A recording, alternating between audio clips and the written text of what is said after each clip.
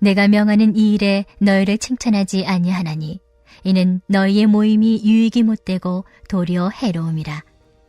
먼저 너희가 교회에 모일 때 너희 중에 분쟁이 있다 함을 듣고 어느 정도 믿거니와 너희 중에 파당이 있어야 너희 중에 옳다 인정함을 받은 자들이 나타나게 되리라.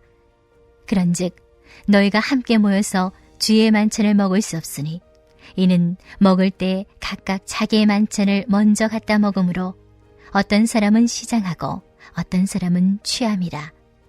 너희가 먹고 마실 집이 없느냐? 너희가 하나님의 교회를 업신여기고 빈궁한 자들을 부끄럽게 하느냐?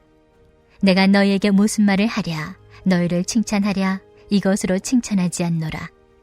내가 너희에게 전한 것은 주께 받은 것이니 곧 주 예수께서 잡히시던 밤에 떡을 가지사 축사하시고 떼어 이르시되 이것은 너희를 위하는 내 몸이니 이것을 행하여 나를 기념하라 하시고 식후에 또한 그와 같이 잔을 가지시고 이르시되 이 잔은 내 피로 세운 새 언약이니 이것을 행하여 마실 때마다 나를 기념하라 하셨으니 너희가 이 떡을 먹으며 이 잔을 마실 때마다 주의 죽으심을 그가 오실 때까지 전하는 것이니라.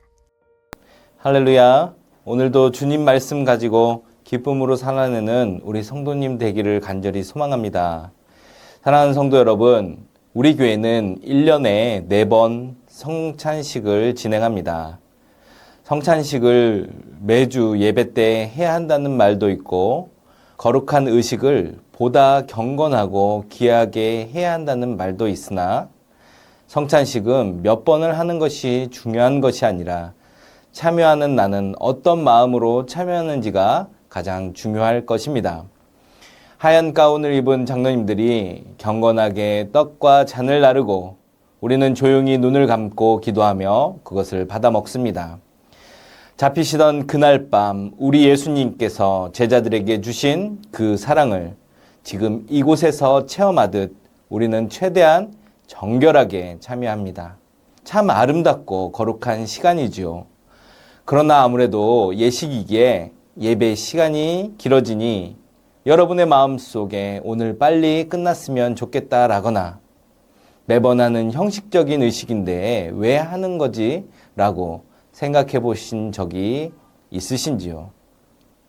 오랜 기간 자주 하다 보니 혹은 너무 익숙하다 보니 그 속에 담긴 은혜와 감격을 잃어버린 채 무덤덤하게 떡을 떼고 있지는 않는지 우리 자신을 돌아보아야 할 것입니다. 그 이유는 오늘 바울 사도가 고린도 교회를 향해 아주 무서운 경고를 보내고 있기 때문입니다. 17절을 보면 너희의 모임이 유익이 못되고 도리어 해로움이라고 말합니다. 교회가 예배를 드리러 모였고 성찬을 나누러 모였는데 그 모임이 유익이 아니라 해롭다는 것입니다. 도대체 고린도 교회에 무슨 일이 일어났던 것일까요? 우리가 회복해야 할 진정한 성찬의 의미를 살펴보고자 합니다. 당시 초대교회의 성찬은 오늘날처럼 조그만 빵 조각과 포도주 한 잔을 나누는 형식이 아니었습니다. 성도들이 각자 집에서 음식을 가져와 함께 배불리 먹는 공동 식사 성격이 강했습니다. 할타우직 교수의 기독교는 식사에서 시작되었다의 책에서 정의하듯 헬레니즘 문화의 식사가 아닌 기독교인의 식사는 성례와 공동체의 결속이 다져지고 신앙의 상징을 통한 실천의 확장이 되었음을 강조합니다. 이처럼 초기 기독교의 형성에 가장 중요한 역할을 한 성만찬의 식사가 문제가 생겼습니다. 고린도 교회 안에는 부유한 사람도 있었고 하루 벌어 하루 먹고 사는 가난한 노동자나 노예들도 있었습니다. 부자들은 시간이 많으니 교회에 일찍 와서 자기들이 가져온 고급 요리와 좋은 포도주를 자기들끼리 배불리 먹고 취해버렸습니다. 반면 늦게까지 일하고 지친 몸으로 밤늦게 도착한 가난한 이들과 노예들은 먹을 것이 없어 굶주려야 했습니다. 이 모습은 헬레니즘 식사 문화의 전형적인 모습입니다. 교회 안에서조차 세상의 빈부격차가 그대로 드러났고 상처와 소외감이 가득했습니다. 이 불의를 의식하지 못하고 자신들은 성만찬을 하고 있다 착각했을 때 바울은 이것을 보고 그것은 주님의 만찬을 먹는 것이 아니다. 너희가 하나님의 교회를 업신여기고 빈궁한 자들을 부끄럽게 하는 죄다 라며 강하게 질책한 것입니다. 그렇다면 진정한 성찬은 무엇입니까? 첫 번째로 성찬은 나를 살피고 공동체를 돌아보는 것입니다. 바울은 이 부끄러운 모습을 지적한 뒤 주님께서 친히 제정해 주신 성찬의 본질을 다시 설명합니다. 그리고 28절에서 이렇게 권면합니다. 사람이 자기를 살피고 그 후에야 이 떡을 먹고 이 잔을 마실지니. 아멘. 여기서 자기를 살핀다는 것은 단순히 내가 이번 주에 무슨 죄를 지었나 반성하는 것만을 의미하지 않습니다. 내가 지금 내 곁에 있는 지체를 예수님의 몸으로 대하고 있는가를 살피라는 뜻입니다. 고린도 교회의 부자들은 예수님의 피로 산 형제 자매들을 외면했습니다. 나만 배부르면 되고 저 사람이 굶든 말든 상관하지 않았습니다. 그것은 주님의 몸을 분별하지 못하고 먹고 마시는 죄였습니다. 당시 사회 분위기로는 너무나 당연한 모습이지만 그들이 모인 곳은 세상이 아닌 교회이기에 세상의 기준으로 당연한 것이 잘못된, 즉 죄가 되는 것입니다. 우리의 모습은 어떻습니까? 우리는 성만찬 앞에서 거룩한 척하지만 예배당 문을 나서면서 대화 한번 섞지 않는 지체들이 있지는 않습니까? 나와 성향이 다르다고, 나보다 조금 못 가졌다고, 혹은 나에게 상처를 주었다고 마음에서 밀어낸 형제 자매가 있지는 않습니까? 진정한 성찬은 내 곁에 있는 지체를 예수님이 목숨 바쳐 구원하신 고귀한 주님의 몸으로 인정하는 것에서부터 시작됩니다. 둘째로 성찬은 복음을 기억하는 것입니다. 본문 24절과 25절에서 예수님은 떡과 잔을 주시며 동일하게 말씀하셨습니다. 이것을 행하여 나를 기념하라. 아멘. 여기서 기념하라는 단어는 헬라어로 아낙네시스입니다. 이 말은 과거의 어떤 역사적 사건을 단순히 머리로 떠올리는 추모가 아닙니다. 과거에 일어났던 그 구원의 감격과 사건을 오늘 지금 이 자리로 끄집어내어 현재의 사건으로 경험하는 것을 의미합니다. 우리가 성찬의 떡을 찢을 때 우리는 2000년 전 골고다 언덕에서 나를 위해 찢으신 예수님의 살점을 느껴야 합니다.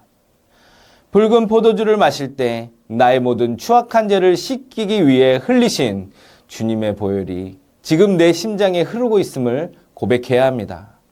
성찬은 시각, 청각, 촉각, 미각을 통해 하나님의 은혜를 온몸으로 받아들이는 보이는 복음, 체험의 복음인 것입니다. 너는 내 아들이다. 내가 너를 위해 내 목숨을 주었다 하시는 주님의 음성을 온 감격으로 누리는 시간입니다. 이 압도적인 사랑을 기억해내는 것이 바로 진정한 성찬입니다. 마지막으로 성찬은 주님의 죽으심을 삶으로 전하는 것입니다.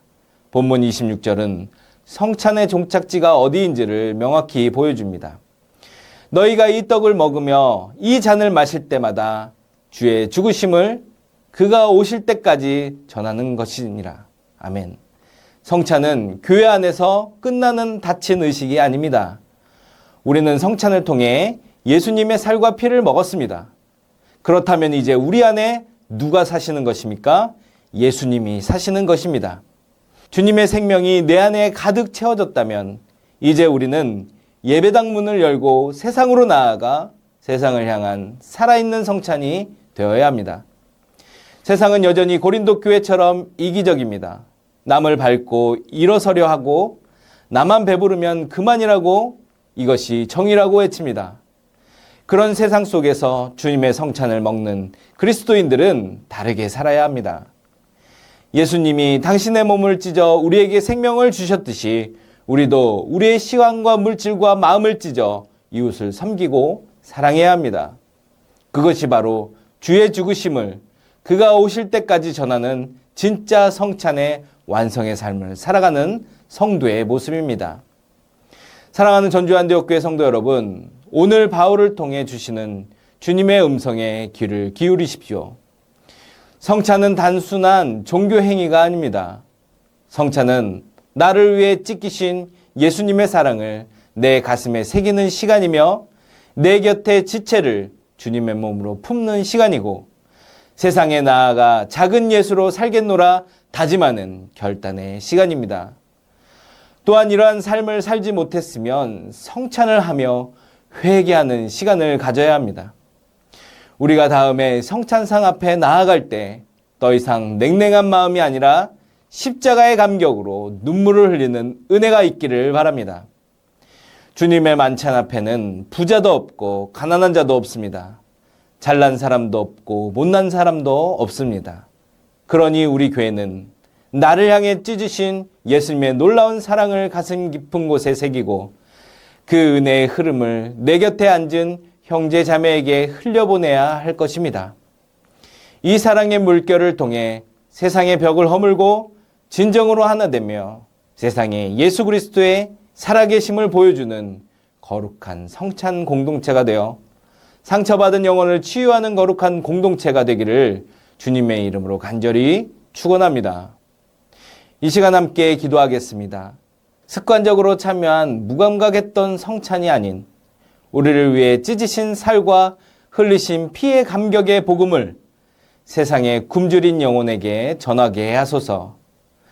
새 성전이 세상을 향한 성찬의 상이 되어 주의 은혜를 전하는 등대 같은 교회 되게 하소서. 우리 함께 기도드리겠습니다.